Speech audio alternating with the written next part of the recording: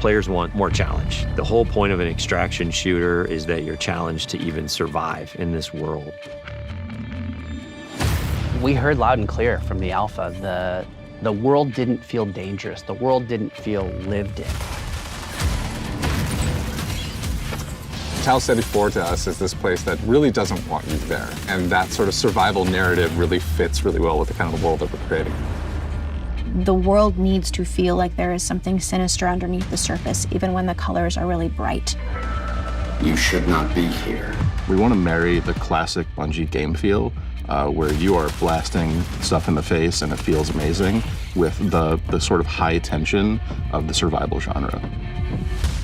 If you want good loot, you have to go to places where you're taking risks, either risks from other players or risks from AI. So we have all these tools now, Rook with ProxChat and the way the game works and sort of how tense it is. I think all those things work together really well.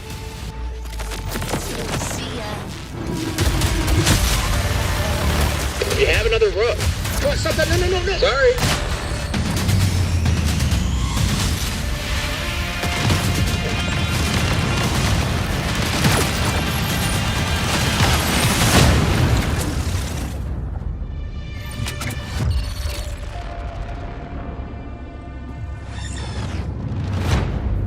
The Marathon ship is essentially a ship that we sent out from Earth, an Earth that was overpopulated, to explore and colonize a star far away that we call Tau Ceti. In a lot of ways, it's like the tale of humanity trying to go out into the dark void of space, find a place to colonize, and failing terribly at it. Everyone's gone, something catastrophic happened, and it's not just their absence that's important, it's the things that they left behind. The modern race to Tau Ceti all started when a mysterious signal came through the galaxy. The turmoil that sort of ensues gives rise to all these corporations that were invested in this Marathon project, now going, what happened? How do we recoup our investment? And then layered on top of that is the greed and corruption of all of the different factions and corporations and revolutionary groups. In our version of the world, we send people out not just to discover what happened, but also to collect from the things that remain there, and those people are runners. As a runner, you're a biocybernetic mercenary who's traded their human body for a biosynthetic one. You're not an unkillable god slayer. You are a mercenary, a disposable mercenary. You will live, you will die. They are not people. You are the person. You go into that shell and adopt the personality matrix that is specifically designed to help you do the thing that you need to do. And you've been hired by these factions to come to Tau Ceti to scavenge it for anything that might be of value. As a runner, you've left your body behind. You've traveled light years so that you can have access to the ultimate payday. With extraction shooters, it is all about survival. There are other people who want the same things that you want, and it's up to you to best them. But there's quiet periods where you're listening for the anticipation of something. Could there be another crew in the distance? Did I just hear a gunshot?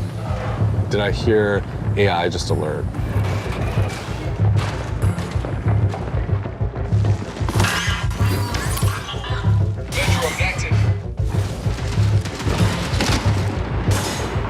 And then there's the loud, bombastic action moments where the minute something is alerted, the minute you're in that fight, now it's go time. Players particularly pose a lot of danger to you. They can make a lot of decisions that you might find illogical and completely trick you into scenarios. Sometimes the best loot box is another player that you see along the run. So there's a few different ways you can play the game. So one of them is you can play in crew, both with your friends and also through crew fill, which will just match you with 2 other players. You can play solo, and you'll jump into a game with a bunch of other solo players. In solo, I think the stakes are a bit higher, right? You have only yourself to rely on. You still have ProxChat, so you can call out to other solos, but you are playing a tense alliance game where it's really up to them whether or not they decide to honor or respect that alliance you might have created. It's all about figuring out what's your investment, what's your stake, when to get in, when to get out, and when to kill the other guy. Being good at Marathon is like playing poker with guns.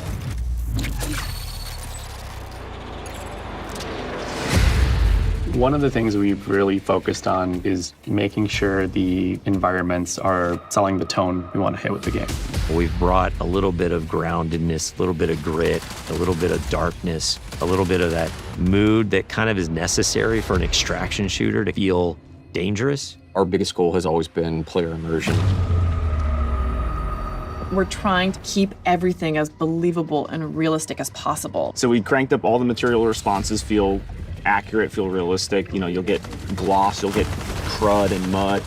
And no one of those things is all that sexy, but when you layer in just a little bit more, responsive to light, a little bit more responsive to the player, things will part, water will pool. Layer in all these different things, the world becomes much more alive. It feels like a real place. And then when you're feeling like a real place and you feel in danger, now your run matters.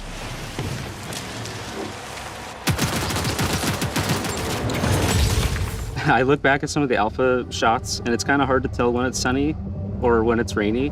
Weather feels like weather now. But like when it's sunny, you get this really nice like bleaching effect. It feels bright. It feels like warm when it's sunny now.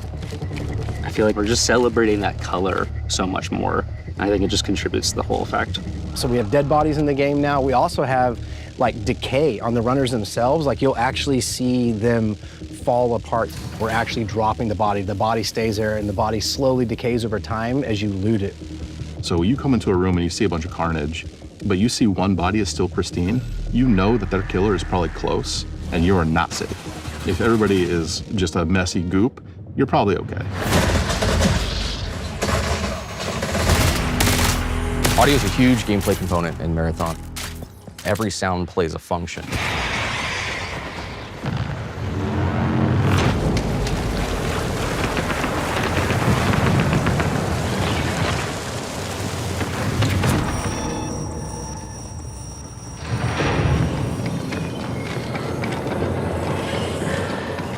Footsteps tell players everything.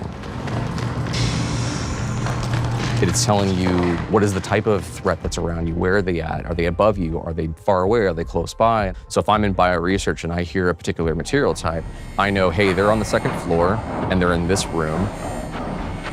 Our hero is the world. So we're constantly trying to figure out where can music help reinforce what is the vibe and intent of this place. There was the discussion about the interaction between score and sound design. And I wanted to create a score that wasn't just like full of instruments you've heard before. The job was, how can I make what I'm seeing, this race to survival, even more nervous and even more terrifying or even more thrilling?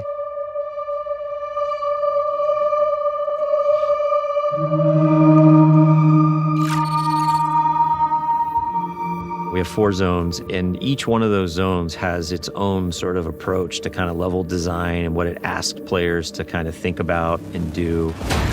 You're going to start with perimeter. You're kind of on the outskirts of the colony. It's a little more spread out. You got a little bit more areas to be safe and to sneak around, but it's also a little more straightforward. It really brings this sense of scale. It sits like in our fantasy as expansion site for the colony on the very edges of where they had settled on Tau Ceti. UESC are also there trying to understand what has happened and secure the area. Death is a part of Marathon. It happens a lot, even on perimeter, which we talk about as a more friendly zone to new runners. You are still gonna die a lot.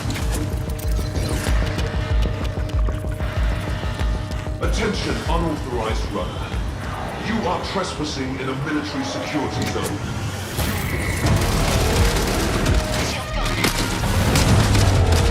It was really important to us that the UESC were not trivial to fight. When you face them on Tau Ceti as a runner, you are the outlaw. You are trespassing. They have a little bit of this haunted tone. So you can see they have this floating locomotion, they get these sparks, they have these sigils over their faces. Sometimes their behavior feels almost like they're possessed a little bit, like are they taking in commands from a remote AI? The elite tier is sort of like this dark blue. The mini boss tier is more like a lilac. The boss tier is just gonna be dipped in red. They have these tendrils that latch out and leech onto you and start sucking away at your consciousness.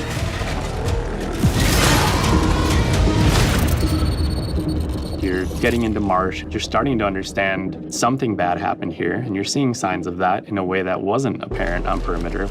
On Dire Marsh, we've got the anomaly, and it's this strange alien entity that has erupted up out of the ground. You're really feeling signs that this is more of an epicenter of where things went wrong on this colony. It's got a different style of gameplay. It's more like a central complex that is rich with overlapping areas and regions that you can find yourself kind of bleeding from one encounter to another. It's a great map to go in when you just want some action, and you're gonna need somewhere to farm.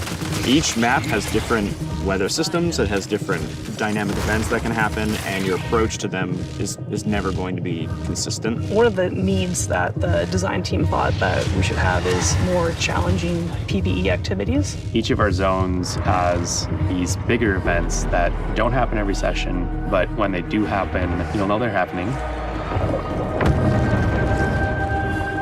Building these types of events into the world shake up your run and make you decide, like, what do you want to risk? Then you get to Outpost. An Outpost is a more functional, thriving UESC facility. There's scan drones flying overhead, the UESC's everywhere, there's tripwires, there's a weather hazards. It's a lot of stuff you're up against from the get-go. Outpost is a smaller map, but it's also a lot more vertical. It's built around a specific building that we call the pinwheel.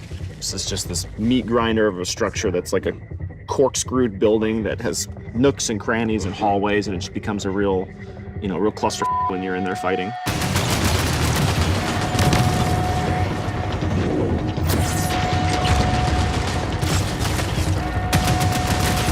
The floor is raised on Outpost and nothing is free.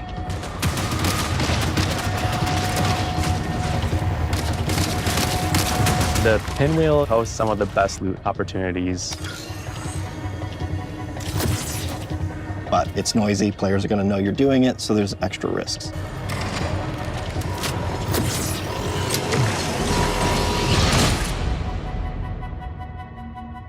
The character you're going to spend the most time with is the zones.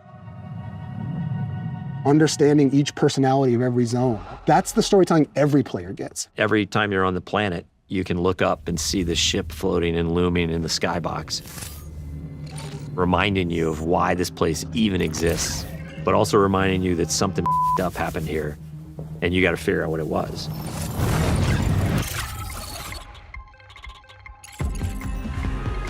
Marathon has a lot of loot in it. It's a huge pie. There's a ton of different implants at every rarity. There's a ton of different runner cores for each runner. There's over 400 weapon mods. Like, it's just an outlandish number of items to collect. There's going to be a really interesting period of discoverability where players sort of figure out, what are the pieces that I have available to me? How do I get them? And how do I put them together into something that's awesome?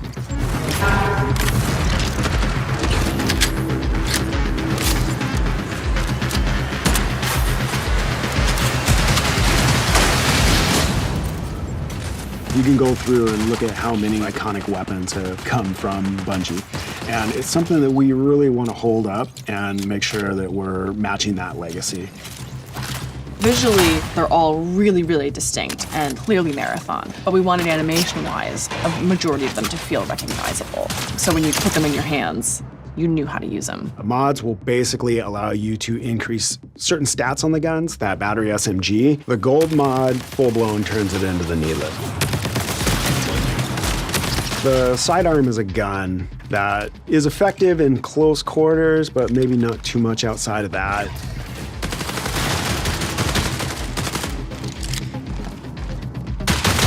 But the gold mod on this gun puts a suppressor on it, and then when I kill something with this gun, I turn invisible. And then that lends it to other build crafting if I want to sort of stack into how invisible can I be.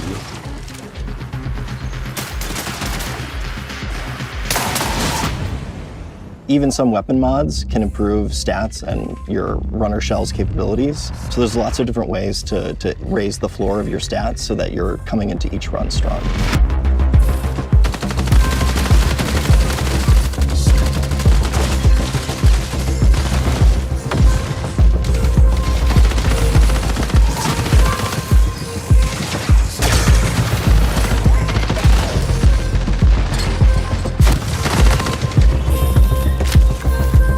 Runner shells are a bioprinted body that you inhabit when you go down to Tau Ceti to scavenge the ruins of the Lost Colony. Each of our launch shells is really an archetype of gameplay. So if you want to play like a frontline tank, if you want to play a rat character that wants to sneak around, if you want to find those rats, we have a shell for you.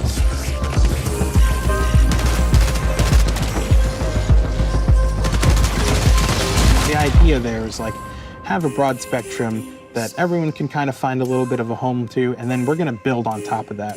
Cores and implants mold the kit into a playstyle that you want. So examples of those are like, on Thief, I get a second grapple. On Destroyer, I pull out my Riot Barricade, and as it takes damage, it's actually converting that damage into shield back to me. And these can be used in combination with each other to shift the gameplay style of your runner kit. At any point you feel like you don't want to risk anything, or maybe you're down on your luck and you want the opportunity to get back, Rook's your guy. Rook is a prototype runner shell. It's a mode where we make it easy for you to just kind of drop into a match that's in progress and run about and try to scavenge as much as possible.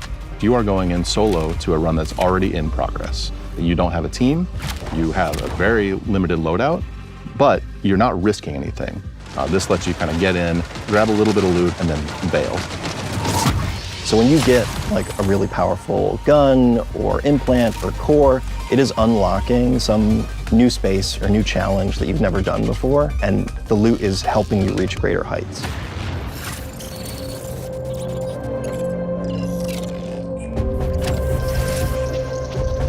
Faction agents are such a big vehicle for tone and narrative for the world. Each faction has their own motivations, their own desires, the things they're going to ask you to do. We've got Traxxas. They're the most powerful corporation in human history. They have very long arms and very deep pockets to kind of get what they want. So they might ask you to go and find specific weapons or mods. Congratulations, runner. Your last performance evaluation was rated on track. If you're a PvP player, one of the factions is called Arachne. They're essentially a death cult. What that translates to is that they're asking you to go and kill other runners. The sacred thermodynamics of violence. MIDA is all about destruction.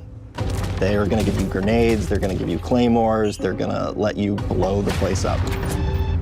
And they are irreverent and dangerous. They might ask you to upload this malware into a UESC dropship, and as it leaves, it explodes and careens off into the distance. We have big plans. Explosive, visionary. Each of our factions has an upgrade tree that you unlock progressively as you gain reputation with them.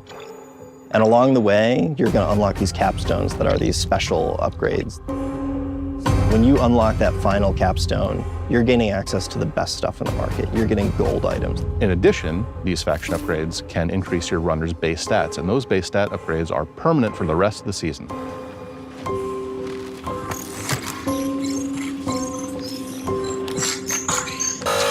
Access denied. Darius, you know me. Did you miss your last round of maintenance? Don't search. Don't tick.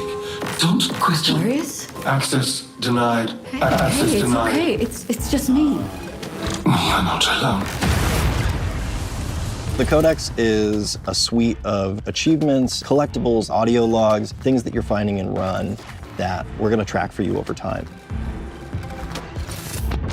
The more you find these items, the more story you're unlocking about them and what their role is in the world, why they're here, who cared about them, why they're as valuable as they are. I'm repeating myself with these entries, but any fears inherent in the scope of this endeavor seem unfounded. Within the Codex, there's a whole bunch of stuff that you can unlock. Runner skins, weapon charms, stickers, emblems, backgrounds for your profile, and titles. So it's everything from your first steps on the world of Tau Ceti 4, all the way through to becoming a vid master and taking on the most extreme challenges.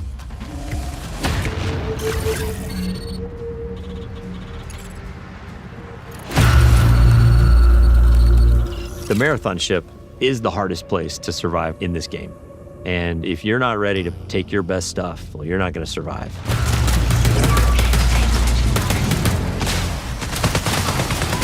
It's like a heist for a runner. Cryo Archive is big in and of itself, but it's also cold. It's also hostile. It's gonna test every aspect of the survival game. Probably gonna be forced to run into players in ways you haven't been on other maps.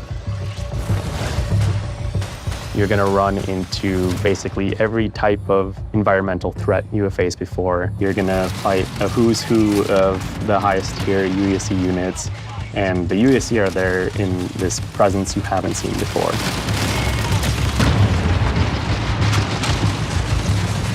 It's really cool because each of the vaults is more successively challenging than the next. And that 7th vault is where you both are going to get the coolest thing, but also where you're going to learn the most about what happened to this place. At some point in your journey in Cryo Archive, you might start wondering if the UESC are there to keep you out or if they're actually there to keep something else in.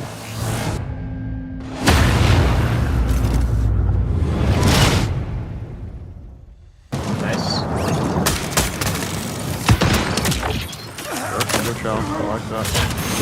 I think the thing that I'm most excited about for Marathon is getting into the hands of our players. The biggest thing I want people to take away from Marathon is that it still feels amazing. It still feels like it has that spark. It takes all the aspects that I think Bungie is really good at.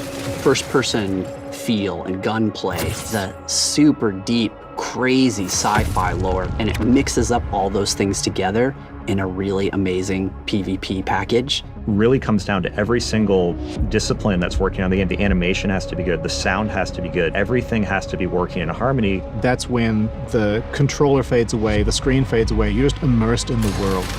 That is what we're trying to live up to with Marathon. It is a mad dash. I'm not going to front about that. It's a mad dash to the finish, but that's when you got to put in the elbow grease and the extra sweat and blood it takes to get this done. Dude, what is this? What is it? 5 people in the extract.